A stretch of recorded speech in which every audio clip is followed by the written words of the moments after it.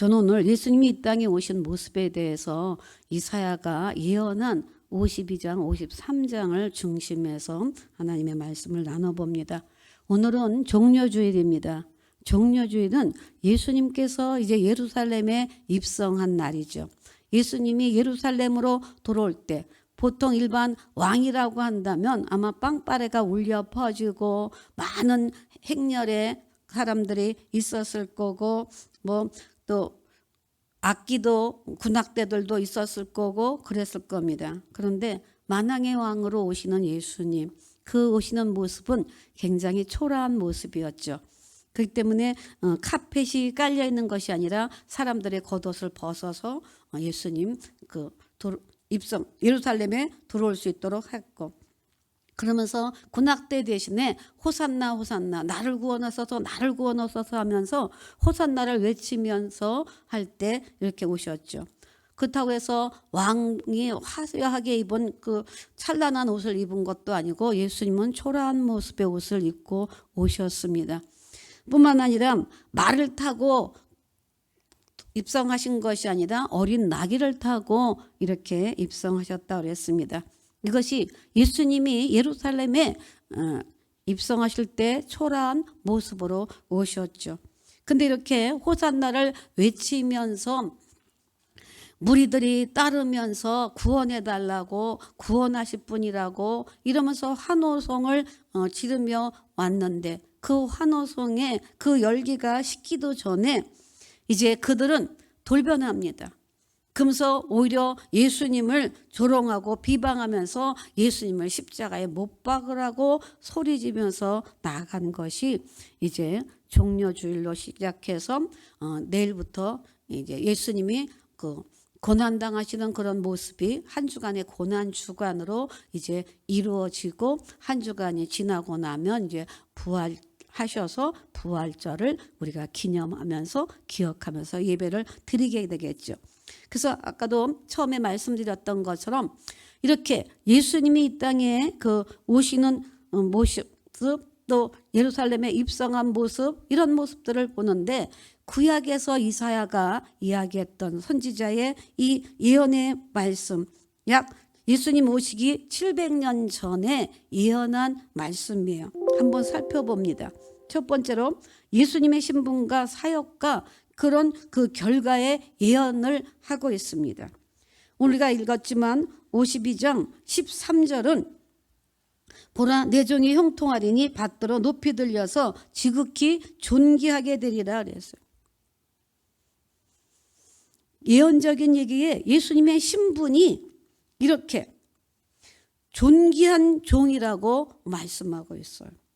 그래서 내 종이 형통하고 받들어 높이 들려서 지극히 존귀하게 되리라. 예수님의 신분은 존귀하신 분이에요. 하나님이시고 하나님의 아들이시고 그분이 육신의 몸을 입고 이 땅에 오셨는데 존귀하다는 거예요. 그래서 이사야는 일찍이 이렇게 예언을 한 것이 존귀한 분으로서 얘기하는데 내 종이라고 얘기해요. 근데 종이라고 부르면서 지극히 존귀하다고 그랬어요. 근데 예수님의 이 오시는 그 모습 속에 그 사역을 14절에는 전에는 그의 모양이 타인보다 상하였고 그의 모습이 사람들보다 상하였으므로 많은 사람이 그에 대하여 놀랐다 그랬어요. 예수님의 모습이 타인보다 상했다는 거예요. 좋지 않다는 거예요. 그 모습이 사람들보다 이렇게. 그렇기 때문에 예수님의 그 사역으로, 예수님이 그 고난의 종으로 이렇게 오시면서 하시는 그 사역을 보면 가장 낮게 천하게 오셨으면서 낮게 하셨죠. 낮으셨죠. 낮은 모습이었죠. 영광스러운 하늘의 보좌를 버리시고 스스로 낮고 천한 인간의 몸으로 오시는 거예요. 그래서 우리가 알기로도 예수님은 이렇게 낮게 낮은 자로서 오시면서 낮게 오신 이유가 뭐냐면 섬기러 오셨다는 거예요. 섬김의 모습으로 오셨어요.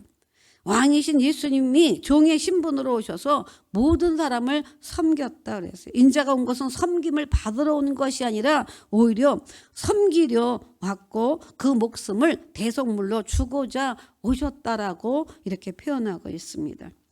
뿐만 아니라 예수님이 고난의 종이면서 그 모양이 타인보다 상했 것에 대해서 예언하고 있는데, 우리가 아는 대로 예수님은 이렇게 우리 인간의 죄와 허물을 다 짊어지기 위해서 대속의 죽음을 당하실 것을 예언하면서 그렇게 오셨기 때문에 결국은 빌라도의 재판석에서 사형 선고가 벌어지는, 그래서 십자가를 지시게 되는 것에 대해서, 그래서 죄인의 손에 의해서 옷은 벗겨지고 홍포로 갈아입혀지게 되어지고 머리에는 가시면류관을 쓰게 되어지고 손발에는 대못이 박히게 되어지고 옆구리에는 창으로 찔려 물가피를 다 쏟는, 그러면서 침뱉고 조롱하고 무시하고 멸시하고 천대하는 이런 예수님을 고난의 종으로 이렇게 묘사하고 있는데, 그 사역 속에 타인보다는 이렇게 많이 상했다. 그 모습이 예수님의 철저하게 상한 모습이죠. 이런 모습으로 온 것에 대해서 이사야는 예언적으로 이야기를 했고, 또 세 번째로 그 예수님을 이렇게 존귀하신 분으로 또 고난의 종으로, 그래서 결국은 십자가에서 조롱당하고 피 흘리고 죽으시지만 결론적으로는 예수님은 승리의 종이라는 겁니다. 15절입니다. 그가 나라들을 놀라게 할 것이며 왕들은 그로 말미암아 그들의 입을 봉하리니 이는 그들이 아직 그들에게 전파되지 아니한 것을 볼 것이요 아직 듣지 못한 것을 깨달을 것이다. 예수님이 이제 이렇게 고난의 종으로 사역하실 것을 이야기해서 그렇게 사역을 감당하고 죽으셨지만 결국은 나라들을 놀랍게 한다는 거예요. 그 당장은 알지 못했지만, 그 예수님이 죽은 그 당장도 알지 못했지만 예수님이 부활하심으로 말미암아 많은 사람들이 놀라게 되어지고 나라들도 놀라게 되고, 그래서 감히 말을 할 수 없을 정도로 그들의 입을 봉한다 그랬어요. 왕들의 입을. 그러면서 아직 전파되지 아니한 것을 볼 거고 아직 듣지 못한 것을 깨달을 것이다. 예수님이 최후의 승리자가 되어서 이제 하나님의 그 뜻 안에서 예수님 십자가의 고난의 종으로 고난받으시고 마지막 최후의 승리로 승리하시는 예수님으로 표현하고 있는 것을 볼 수가 있습니다. 이것이 결국은 기독교의 복음의 핵심이고 지상교회가 세워지게 되는 계기가 되는 거죠. 그래서 이 말씀은 장차 이렇게 부활하신 그리스도로 말미암아 세워지게 될 그 교회들을 예언적으로 표현하고 있는 것입니다. 그래서 이사야 선지자는 여호와의 종으로 말미암아 전개되는 이렇게 메시아 시대의 환상을 품고 그리스도의 고난을 조명하면서 예언적으로 말합니다. 자, 그렇다면 두 번째로 살펴볼 거는 예수님께서 이 땅에 오시는 모습을 또한 이사야 53장에서는 예언하고 있습니다. 그래서 예수님께서 어떤 모습으로 이 땅에 오시고 어떤 고난을 당하시고 어떤 사역을 행하실까에 대해서 52장과 더불어서 53장에 이렇게 예언적으로 말하고 있습니다. 자, 그렇다면 예수님은 어떻게 오신 모습이었는가? 53장을 중심으로 해서 보면 예수님은 연약한 자의 모습으로 오신다는 거예요. 오늘 53장 2절, 그는 주 앞에서 자라나기를 연한 순 같고 마른 땅에서 나온 뿌리 같아서 고운 모양도 없고 풍채도 없은즉 우리가 보기에 흠모할 만한 아름다운 것이 없도다 그랬어요. 보통 세상의 왕은 힘과 권세를 자랑하면서 당당하게 오겠죠. 그래서 세상을 통제하는 왕으로서 그 오실 예수님의 모습과는 전혀 다른 거죠. 그러니까 예수님은 마른 땅에서 나온 뿌리 같다는 거예요. 마른 땅에서 나온 뿌리가 올라와 봐야 어떻겠어요? 금방 말라 죽고 버리는 거죠.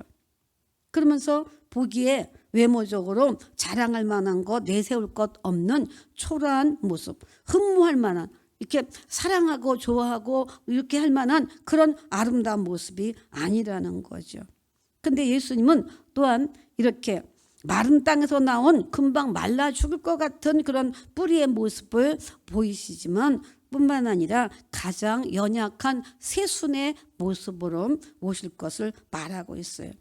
왜 예수님은 연약한 새순으로 오시느냐 하는 거죠. 그것은 우리들이 연약하기 때문에 그래요. 저와 여러분들이 연약하기 때문에 우리의 연약함을 이해하기 위해서 예수님은 연약한 순같이 새순이 얼마나 연약해요. 이런 것처럼 예수님이 십자가를 지시면 이렇게 가장 연약한 자의 모습으로, 그래서 도살장에 끌려가는 소가 자기가 끌려가는 어디로 가는 걸 소도 안다는 거예요. 도살장에 끌려갈 때 그냥 항거하지 아니하고 그냥 가요. 양 같은 경우는 자기 털을 깎게 되면 또한 순하게 아무런 저항도 하지 않고 털 깎는 자 앞에 있는 양처럼, 이렇게 예수님이 십자가를 지시는 것은 소가 도살장에 가는 것처럼 양이 자기 털을 깎아지는 것처럼 아무런 저항도 하지 않는 모습으로 나아갔다는 거죠. 세상은 자신을 자랑하고 강함을 자랑하죠. 자기의 부유함과 능력을 자랑합니다. 그러나 하나님은 강함이 아니라 연약함 속에 하나님의 은혜를 담아놨다는 거예요. 오늘 연약한 우리들을 위해서 예수님은 하나님과 더불어서 오늘 우리에게 그 연약함 속에 강함을 예비하고 계신 줄로 믿습니다. 때문에 오늘 누구나 강해지기를 원하지만 이렇게 하나님은 연약함 속에 참된 강함을 준비하고 있어요. 왜냐하면 연약함은 사랑의 창조의 힘이 되어지기 때문이에요. 이 얘기는 뭐냐면 오늘 우리는 강한 자, 힘 있는 자는 누군가의 견제를 받게 되죠. 공격과 비난도 받게 됩니다. 그러나 약한 자는 어때요? 긍휼히 여기는 마음, 동정하는 마음. 여러분 여러 자녀가 있다고 칠 때 혼자인 자녀가 아니면 잘 모를 거예요. 여러 자녀가 있을 때 어떤 자녀를 더 돌보겠느냐 하는 거죠. 연약한 자. 내 손이 더 필요로 하는 자. 내가 더 도와줘야 될 그런 것이 있는 것처럼 오늘 이렇게 그 연약함은 사랑을 창조하는 힘. 그래서 우리를 긍휼히 여기고 동정심이나 이런 것들을 받고 도움을 받을 수 있게 된다는 겁니다. 때문에 연한 수는 아주 쉽게 부러지죠. 그 쑥도 연할 때 따면 아주 쉽게 따고 억세지 않다라고 하는 것처럼, 그래서 이렇게 쉽게 연한 순이 이렇게 부러진다고 하는 얘기는 부드럽기 때문에 그런 거예요. 부드러워서 쉽게 딸 수 있는 것처럼. 그 때문에 오늘 우리는 그 사랑이라고 하는 것은 부드럽다는 거죠. 그 때문에 온유한 것은 부드럽고 부드러운 것은 유연해요. 부드럽기 때문에 유연한 거예요. 그 때문에 그런 얘기 하잖아요. 치아가 아무리 강해도 혀보다 강하지 않다는 거예요. 오히려 혀는 부드러운데 치아는 단단한데 오히려 무슨 얘기인지 이해가 되죠? 오늘 우리는 강한 바람보다는 따뜻한 햇빛이 더 사람의 마음을 열게 한다라고 말합니다. 그 때문에 오늘 우리는 부드럽게 되면 경직되지 않아요. 그러나 내 마음이 굳으면 내 몸도 굳어져요. 긴장하게 되어지고. 그렇다면 오늘 우리는 몸이 굳어지게 되면 또한 병이 오게 될 수 있죠. 그러나 내 몸이 릴렉스하고 유연하고 부드럽게 되어지면 내 몸도 긴장했던 것들이 풀어지면서 편안함을 느낄 수 있는 거예요. 그래서 이런 그 연약을 다른 말로 바꿔 얘기하면 겸손해질 수 있다는 거예요. 교만한 사람이 부드럽다 이런 얘기는 잘 안 쓰잖아요. 그런 것처럼 연약함 속에는 그런 그 겸손함이 있는 거예요. 왜? 나는 연약하고 부족하다, 약하다 이런 마음을 갖고 있기 때문에 오늘 나의 자신이 연약함을 알기 때문에 주님의 강함을 우리가 원하는 거죠. 예수님이 연한 순의 모습으로 온 이유는 오늘 하나님이 강하시기 때문에 오늘 우리의 그 연약함을 친히 감당하시고자 이렇게 주님은 외모가 볼품없이 이런 연약한 모습으로 오셨어요. 그래서 십자가에서 멸시천대를 다 받으시면서 이렇게 도살장에 끌려가는 그런 그 무기력한 상태로 십자가를 지신 모습을 우리는 볼 수가 있습니다. 그러나 주님의 이 약함이 곧 강함인 줄로 믿습니다. 그 때문에 오늘 죄와 사망과 사탄의 권세를 모두 깨치셨다라고 말하고 있는 것입니다. 때문에 우리가 주님의 십자가를 지고 따른다고 하는 것은 날마다 내가 겸손하게 주님, 나는 연약합니다. 나는 부족합니다. 나는 깨어질 수밖에 없는 질그릇입니다. 나를 도와주시고 나를 보살펴 주시고 보호하시고 긍휼히 여기시고 불쌍히 여겨 주옵소서. 우리는 이런 마음으로 고백하라 하며 살아가는 사람이 그리스도인의 모습이요, 우리가 또한 그렇게 고백하며 나아가야 될 줄로 믿습니다. 주님은 예수님이 이렇게 연약한 자의 모습으로 온 것은 우리를 강하게 하기 위함입니다. 때문에 바울도 자기의 그 약할 때가 곧 강함이라고 그랬어요. 때문에 오늘은 우리의 연약을 고백하면서 주님의 그 강함을 더 입을 수 있는 우리가 되어야 될 줄로 믿습니다. 두 번째로 예수님은 상처 입은 치유자로 오십니다. 예수님은 육신의 몸에 상처를 많이 입으셨죠. 로마 군병들이 때리는 채찍에 온몸이 피투성이가 되고, 또 예수님 머리에는 가시 면류관, 손발에 이렇게 못이 박히고 옆구리에 창 찔리고, 그래서 피 한 방울까지 다 쏟아주시면서까지 이렇게 주님은 십자가에서 달리실 때까지 온몸에 말할 수 없는 상처 투성이셨습니다. 예수님은 이렇게 상처 입은 자로 올 것에 대해서 말하고 있습니다. 그래서 예수님 또한 정신도 상처를 입으셨어요. 그 제자들과 더불어서 예수님을 따르던 많은 무리들이 호산나 호산나 나를 구원해 달라고 구원하실 그 메시아로 생각하면서 따라왔던 그들이 예수님을 배반하고 예수님에게 십자가에 못 박혀 죽게 해달라고 외치는 소리를 들을 때 얼마나 마음이 아프셨고 상했겠어요. 정신적으로 얼마나 힘이 들었겠느냐 하는 것입니다. 더욱이 사랑하는 제자들마저도 예수님을 떠났죠. 배신하고 떠납니다. 예수님은 정신적으로도 아마 많은 상처를 입으셨을 거예요. 주기철 목사님 같은 경우 그 신사참배 거부하고 이렇게 되고 감옥에 갇히고 그렇게 되어질 때 그 주기철 목사님이 주님의 음성을 3번 들었다고 그러더라고요. 주기철 이런 이야기를 희미하게 들리니까 그 엘리 제사장 때 사무엘을 하나님이 부르실 때도 자기를 부르는지는 몰랐다고 그랬잖아요. 마찬가지로 주기철 목사님도 감옥에서 이렇게 그 3차례 당신의 이름을 부르면서 그때 주님이 들려주신 음성이 뭐냐면 너도 나를 떠나겠느냐, 너도 나를 배신하겠느냐, 이 음성을 들었기 때문에 일사각오로 죽기로 각오하고 순교를 각오하고 끝까지 믿음을 지키고 예수님을 부인하지 않고 나아갈 수 있었던 것이 그렇게 주의 음성을 들었다고 합니다. 예수님 이렇게 제자들이 그 배신하고 떠나고 이럴 때 얼마나 충격이 됐겠어요. 뿐만 아니라 예수님은 영적인 상처도 받으신 거죠. 왜냐면 예수님이 겟세마네 동산에서 정말 피할 수만 있으면 이 잔을 내게서 옮겨달라고 해도 하나님은 아무런 반응이 없으셔서 그러면 예수님이 내 뜻대로 마옵시고 아버지 뜻대로 되기를 원합니다 하면서 나갔을 때 그때 또 사실은 당신의 뜻을 포기하고 아버지의 뜻을 받아들인다라고 했지만 거기에는 영적인 상처도 있었을 거예요. 뿐만 아니라 예수님은 정말 십자가 상에서 엘리 엘리 라마 사박다니, 하나님이여 하나님이여 어찌하여 나를 버리십니까? 라고 절규하면서 할 때 그 영혼에 주님 하나님이 정말 당신을 외면하고 모른 척하고 이제 버리시는구나, 이런 거를 느꼈을 때 영혼의 이런 그 상처도 입으셨을 겁니다.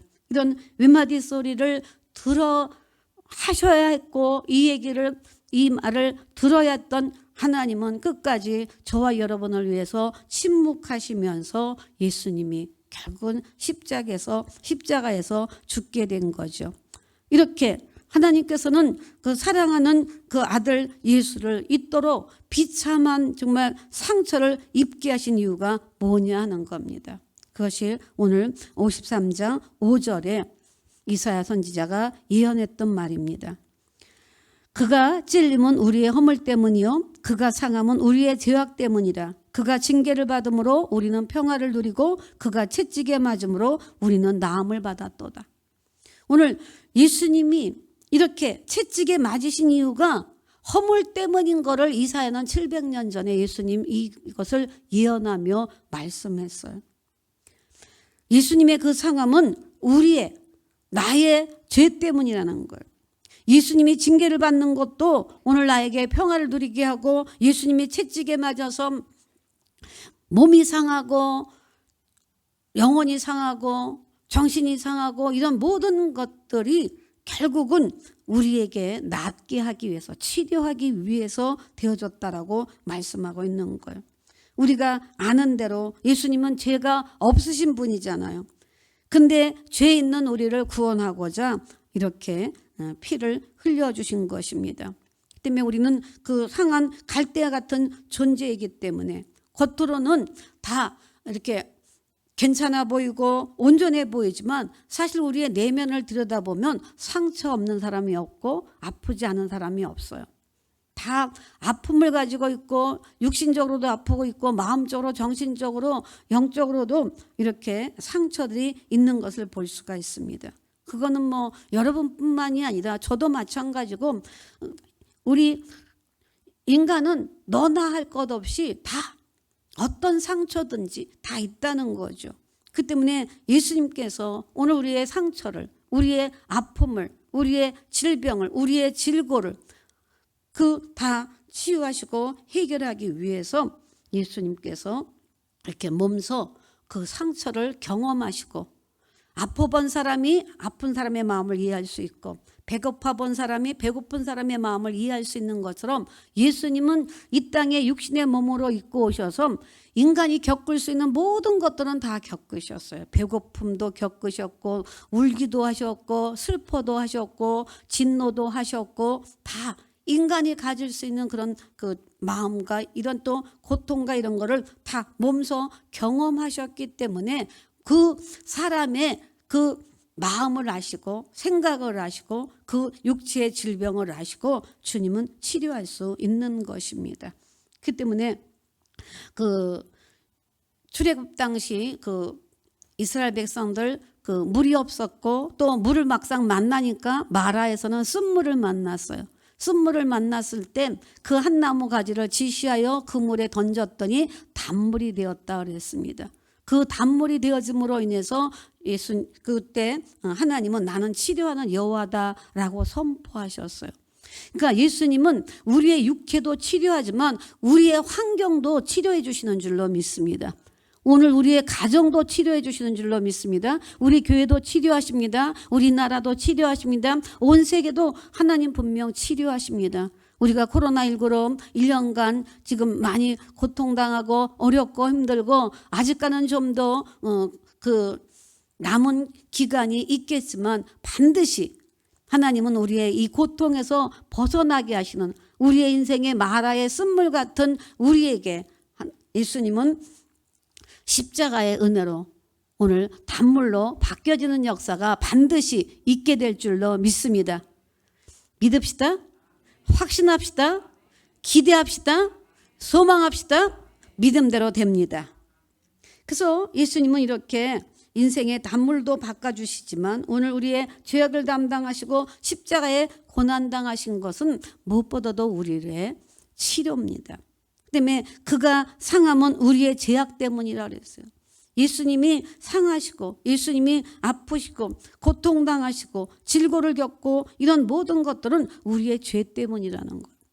물론 병의 원인은 여러 가지가 있지만 가장 큰 병은 죄라는 거예요. 죄에서 자유함만 느끼면 마음이 그렇게 자유롭고 평화할 수가 없어요.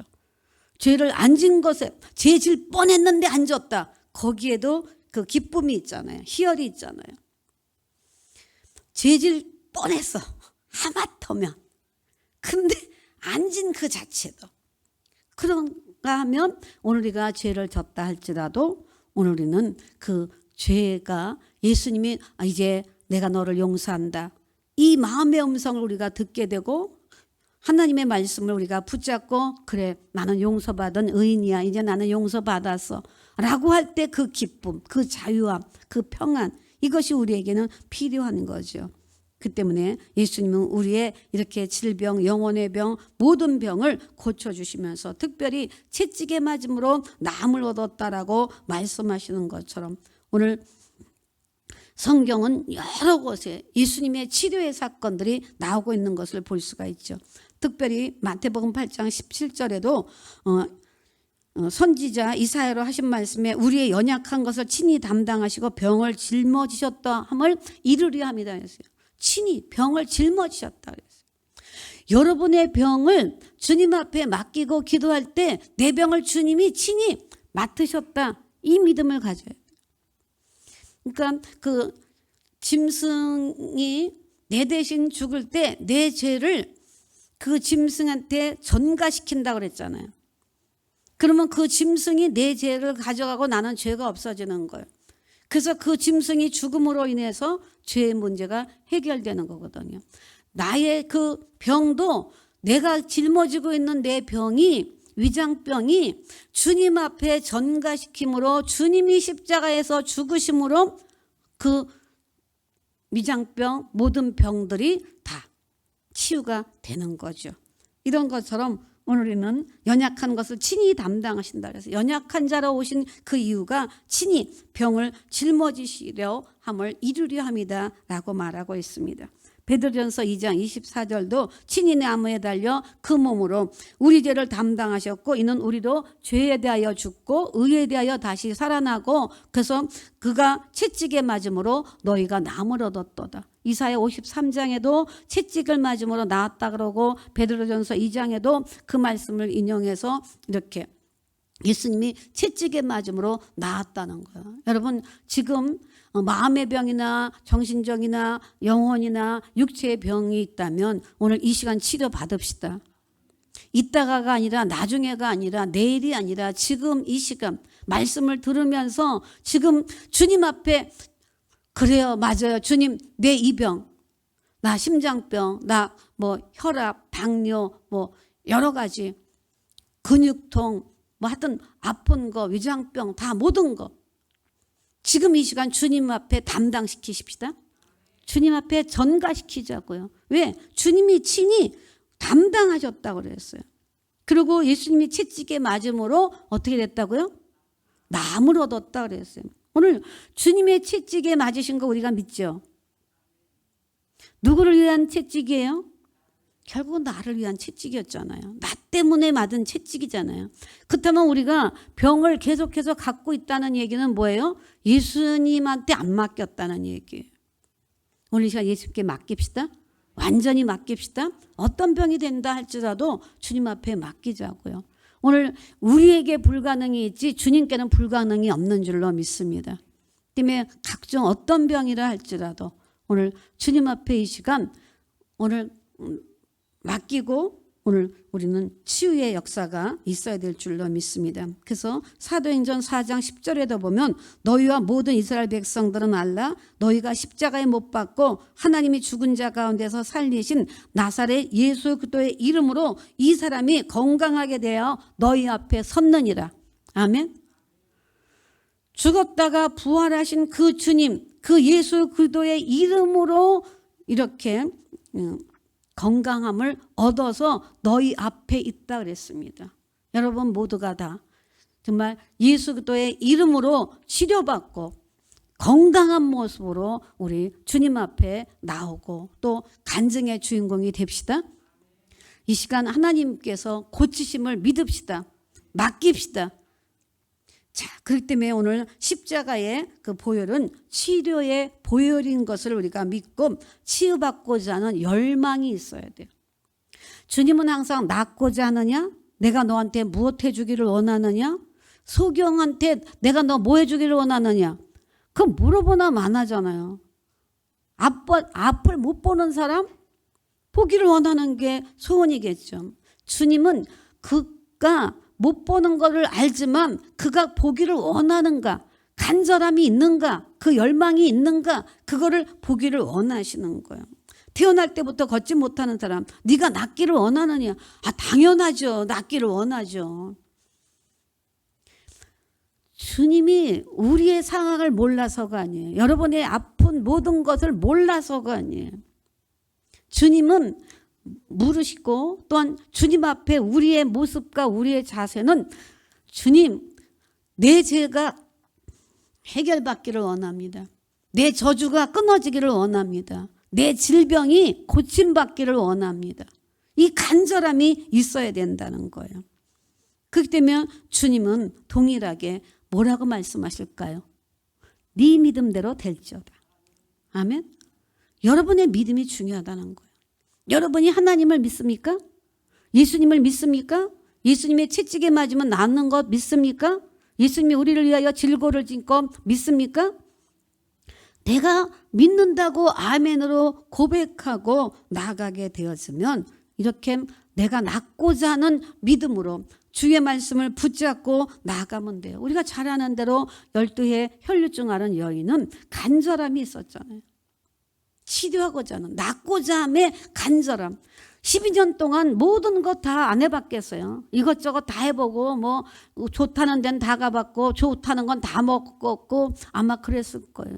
그러나 예수님의 소문을 듣고 예수님이 고치신다는 그 이야기를 듣고 그 여인은 예수님의 안수까지도 바라지 않았어요. 예수님의 만져주심도, 예수님의 말씀하심도 아니요. 예수님의 옷자락만 붙잡아도 옷자락만 어딘가에 붙잡아도 예수님하고 타치만 돼도 자기의 병이 날 거라고 하는 그 정도의 믿음을 가졌어요. 오늘 저와 여러분에게 필요한 믿음은 이 믿음이에요. 예수님이 직접 내게 말씀하지 않는다 할지라도, 예수님이 친히 나한테 안수하지 않는다 할지라도 내가 주님을 붙잡겠다라고 하는 마음. 이미 주님은 여러분을 타치하고 계십니다. 여러분을 만지고 계십니다. 여러분 안에 계십니다. 여러분 안에 계신 예수님을 깨워야 돼요. 예수님이 내 안에서 주무시게 하면 안 되는 거예요. 내 옆에서 주무시게 하면 안 되는 거예요. 오늘 우리가 주님을 필요로 하지 않으면 주님도 일하지 않으셔요. 때문에 내가 간절히 원하면 주님은 내 안에서 내 옆에서 일하시는 겁니다. 때문에 오늘 우리 상가래 가족들 모두가 다 이 시간 어떤 그 저주에부터 끊어지고 질병으로부터 치유받고 어떤 모든 환경에서부터 새롭게 더 벗어지는 은혜가 이번 2021년 이 종려주일에 모든 것이 해결되기를 주의 이름으로 축복합니다. 그래서 사단의 권세를 물리치신 주님, 그 이름의 능력을 가지고 우리도 선포하고 사단아 떠나가라, 병마야 떠나가라, 저주야 떠나가라, 가난은 떠나가라, 질병은 떠나가라. 예수님이 다 담당하셨다. 나는 예수님께 다 맡겼다. 예수님이 친히 연약하지만 강하게 모든 그 죄와 사망을 짓밟고 밟고 이기고 부활 승천하여 승리하셨다.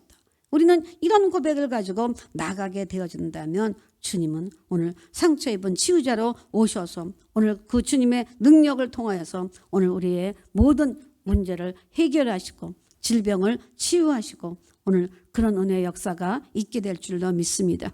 마지막으로 세 번째로 살펴볼 것은 예수님은 화해자의 모습으로 오셨다는 겁니다. 그가 징계를 받음으로 우리는 평화를 누렸다 그랬어요. 예수님의 징계가 결국은 저와 여러분의 평화예요. 화평이에요. 기쁨이에요. 예수님은 우리의 화평이기 때문에 둘로 그 중간 담을 헐으셨다 그랬어요. 그러면서 그 로마서 12장 18절 할 수만 있으면 모든 이로 더불어 화목하라 그랬어요. 그러니까 오늘 우리가 이제 종려주일이고 고난 주간 동안에 여러분의 그 막힌 담이 뭔가 한번 생각해 보세요. 사람과의 우선 관계를 한번 생각해 보시고 하나님과의 관계를 한번 생각해 보세요. 내가 그동안 하나님과의 관계가 좀 느슨하고 막혀 있는 것은 아니었는가? 하나님과 주님과의 그런 소통이 좀 부족했다면 오늘 주님께서 오늘 우리에게 평화의 주님으로 오셨다면, 그래서 중간담을 허시는 그런 다리의 역할을 해주시는 주님으로 오셨다면 오늘 소홀했던 하나님과의 관계를 회복하는 그런 오늘 그런 한 주간이 되어야 될 줄로 믿습니다. 우리는 더 이상 주님과 멀리 있거나 떨어져 있거나 주님을 모른다 아니면 배신하거나 이런 자가 아니라 우리 주님께 바짝 붙어서 주님과 더불어 나아갈 수 있는 그런 삶이 돼야 돼요. 그리고 할 수만 있으면 그랬어요. 아마 제가 이 말씀을 묵상할 때 그러면 할 수 없는 경우도 있는가 보다. 그러나 할 수만 있으면 너희로서는 모든 사람으로 더불어 화목하라 그랬어요. 그래서 가정의 부부가 좀 소홀하다면, 그 자식하고 부모와 관계가 좀 소홀하다면, 이익과의 관계가 좀 소홀하다면, 주의 종과의 관계가 좀 소홀하다면, 오늘 좀 서먹한 부분이 있고 좀 이렇게 뭐라고 표현해나, 아니면 마음이 상했거나 아니면 오해되는 부분이 있거나 내게 상처를 줬다고 해서 이런 안 좋은 관계로 지내는 부분들이 있다고 한다면 이번 한 주간 우리 기도하면서 사랑과의 관계 속에서 내가 풀어나가야 될 것을 풀어나가고 할 수만 있으면 그랬어요. 할 수 있거든. 오늘 우리의 힘으로는 못하지만 내게 능력 주시는 자 안에서는 할 수 있다 그랬습니다. 그다음에 용서하지 못할 사람 용서할 수 있고 내가랑 좀 관계가 좀 멀어진 사람 다시 또 관계가 좋아질 수 있는 경우가 얼마든지 있을 수 있으니까 오늘 우리는 모든 사람과 더불어 화목합시다. 상가의 가족들이요, 가정이 화목하기를 원합니다. 여러분의 부부관계가, 여러분의 그 부모와 자식 간의 관계가, 또 저하고의 관계도, 여러분 또 성도끼리의 관계도 좀 더 이전보다 더 화목한, 그래서 삼겹줄은 끊어지지 않는다 그랬습니다. 때문에 오늘 더 힘을 합쳐서 주를 섬기며 주를 따를 때 우리가 혼자가 아닌 우리는 삼겹줄이 되어져서 함께 힘을 합쳐서 주님을 향하여 나아갈 수 있는 우리 모두가 되어야 될 줄로 믿습니다. 때문에 하나님과 화목해야 진정한 하나님의 자녀라고 말할 수 있는 것이고 오늘 모든 관계가 회복되어야만이 진정한 평화가 있습니다. 내 마음에 누군가의 껄쩍지근함이 있다면 그건 진정한 평화를 누릴 수 없는 겁니다. 때문에 하나님은 오늘 우리로 하여금 하나님과의 관계, 이웃의 관계가 정립되어질 때 십자가의 은혜가 임하고 더 나아가 천국이 임하게 될 줄로 믿습니다. 그 때문에 오늘부터 이제 고난 주간이 시작돼서 부활의 영광스러운 아침을 맞을 겁니다. 때문에 오늘 우리는 주님의 십자가, 그 십자가를 기억하고 그 십자가를 붙잡아야 되고, 그래서 주님이 우리를 위하여 십자가 지신 그 주님을 우리의 삶의 중심에 모시고 나아갈 때 오늘 우리의 정욕과 욕심도 날마다 십자가에 못 박고 주님의 피 묻은 손은 우리가 기억하고 그 손을 붙잡고 오늘 연약함으로 오신 주님이 강함으로 사단 마귀를 철폐하고 사망 권세를 이긴 그 주님을 우리가 기억하면서 우리의 상처를 싸매 주시고 우리의 문제를 해결해 주시고 치료하시는 그 주님, 오늘 용서와 화해를 말씀하신 이 주님을 우리가 기억하면서 이제부터는 더욱더 치유자로 회복자로 나아가야 될 줄로 믿습니다. 때문에 오늘 우리도 이 정말 주님의 십자가의 삶을 산다라고 하는 얘기는 오늘 치유자로 오신 그 예수님을 붙잡고 그 은혜를 입어서 우리가 치유를 받았다면 우리도 누군가를 치유할 수 있는 그런 저와 여러분이 되어야 될 줄로 믿습니다.